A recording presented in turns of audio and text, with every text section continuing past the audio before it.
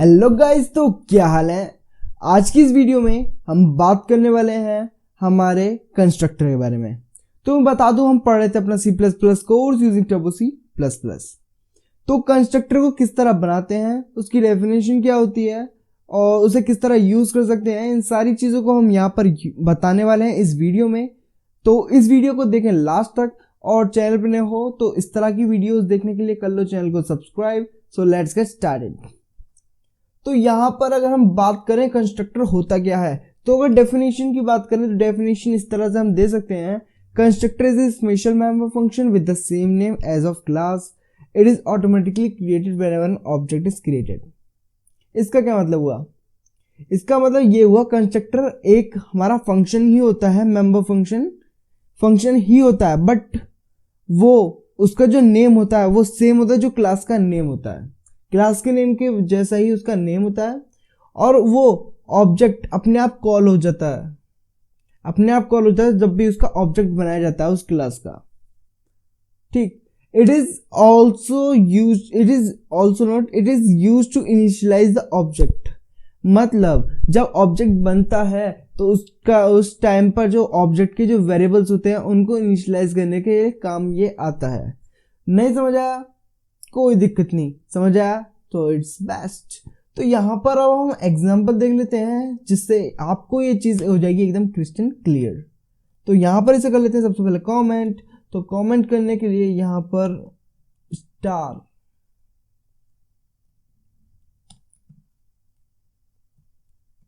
यहाँ कमेंट कर लेते हैं अपना बंद, और उसके बाद में यहाँ पर अपना लिख लेते हैं। अब हेडर फाइल्स को कर लेते हैं इंक्लूड। थोड़ा सा नीचे स्क्रॉल कर लेते हैं। अब यहाँ से अपने हेडर फाइल्स को लिखना स्टार्ट कर लेते हैं। तो यहाँ पर है इंक्लूड conio.h #include istream.h। इतना करने के बाद में ये तो सबसे बेसिक चीज होती है, अब तक मैं हर वीडियोस में ये करता हूँ ताकि आपको अच्छे से आदत हो जाए इसकी। उसके बाद में ये हमारा आ गया void main लिखने के बाद में यहाँ पर हमारा क्लियर स्क्रीन CLR। उसके बाद में ये हमारा आ गया गेट ch। यहाँ तक तो आपको कोई भी डाउट नहीं होना चाहिए। कोई भी डाउट आ रहा है तो वीडियो को स्टार्टिंग से देखो, बिल्कुल एकदम डाउट बिल्कुल नहीं आएगा। तो यहाँ पर अब एक क्लास बना लेते हैं। सबसे पहले क्लास, उस क्लास को हम नाम दे देंगे नंबर। कोई भी एक हमने बना दी क्लास और इसको क्लोज कर देंगे सेमीकोलन से। ठीक। और अब ये जो नंबर क्लास है, इस नंबर क्लास के अंदर हमारे कुछ भी नंबर्स होंगे। सबसे पहले वेरिएबल्स होंगे A, B, ये हमारे वेरिएबल्स हैं। और पब्लिक मोड के अंदर हम अपने फंक्शंस को यहाँ पर डिफाइन करते हैं। तो जैसा कि अब आपको पता है, हम A और B की वैल्यू जब इनिशियलाइज करते थे तो सेट डेटा क्रिया कर देते हैं।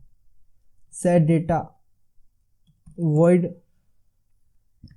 सेट डेटा कर यहाँ पर हम xy int x1, int x, मतलब int x, int y, इस तरह हम किया करते थे। बट ये चीज करने की जगह हम यहाँ पर क्या करेंगे, जो हमारी क्लास का नाम है, क्या है हमारी क्लास का नाम? नंबर। तो इस क्लास का नाम लिखने के बाद में हम यहाँ पर सीधे A और B की वैल्यू को यहाँ पर अपडेट कर देंगे। A की वैल्यू फॉर एग्जांपल हमने रख ली 2 और B की वैल्यू फॉर एग्जांपल हमने रख ली 4। तो यहाँ पर A और B की वैल्यू हमने कर दी है अपडेट बिना किसी दिक्कत के। एक सेकंड, सॉरी। तो यहाँ पर हमने A और B की वैल्यू कर दी है अपडेट बिना किसी दिक्कत के। तो यहाँ पर हमारा A और B अपडेट हो गया। उसके बाद में एक और फंक्शन बना लेते हैं, फॉर एग्जांपल गेट डेटा के नाम से। एक और फंक्शन बनाया गेट डेटा के नाम से, void get data।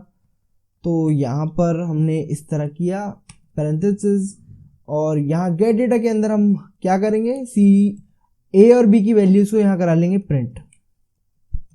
The value of A is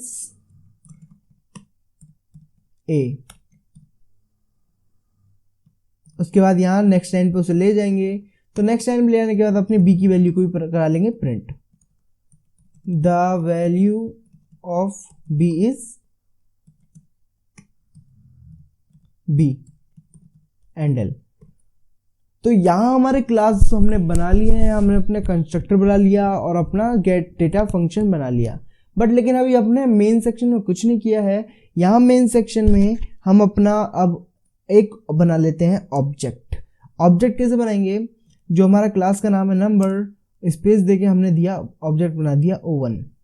ये O1 हमारा ऑब्जेक्ट है। अब जैसे हमने ये ऑब्जेक्ट बनाया है, हमारा कंस्ट्रक्टर यहाँ पर कॉल हो गया है। अब हमारी जो क्लास है, ये जो हमारा ऑब्जेक्ट है O1, इस O1 ऑब्जेक्ट के पास हमारे ये दो वेरिएबल्स हैं A और B, और इन दोनों वेरिएबल्स के भी ये वैल्यू है। ठीक है, तो अब हम यहाँ पर O1 डॉट सिर्फ गेट डेटा कर दें, मतलब कि जो इसके पास वैल्यूज हैं उसे शो कराने की कोशिश करें और इसे कर दें रन। तो इसमें दो एरर्स आ रहे हैं, पहले वो देख लेते हैं। Undefined symbol C out, that means कि हेडर फाइल्स में कोई दिक्कत है। Where is header files? मैंने हेडर फाइल्स नहीं बनाई क्या? Maybe. तो हेडर फाइल्स अपनी इंक्लूड कर लेते हैं। conio.h hash include istream.h। Save किया, रन कर लेते हैं यहाँ पर। तो यहाँ पर ये सक्सेसफुली रन हो गया है, और रन होने के बाद में इसने वैल्यू ऑफ a is 2 दे दिया, वैल्यू ऑफ a is 4 दे दिया। तो यहाँ पर अगर आप देखोगे तो आपको यहाँ पर अब समझ सकते हो कि कंस्ट्रक्टर किस तरह कॉल हो रहा है। ऑब्जेक्ट को अपनी वेरिएबल्स की वैल्यू दे रहा है, और उसी तरह हम गेट डेटा को जब यूज करेंगे तो गेट डेटा उन्हीं वैल्यूज को फिर उठा ले रहा है। ये रहा, इस ऑब्जेक्ट के पास ये वैल्यू है। जैसे हमने ये ऑब्जेक्ट बनाया O1, इस O1 को कॉल करते ही हमारा ये जो नंबर फंक्शन था, जो हमारा कंस्ट्रक्टर था, ये कॉल हो गया, और A और B की वैल्यू हमारी होगी अपडेट। आई होप गाइज कि आपको कंस्ट्रक्टर से रिलेटेड जो आपके डाउट्स थे वो क्लियर हो गए होंगे। अगर क्लियर हो गए तो give this video a big thumbs up and thanks for watching guys.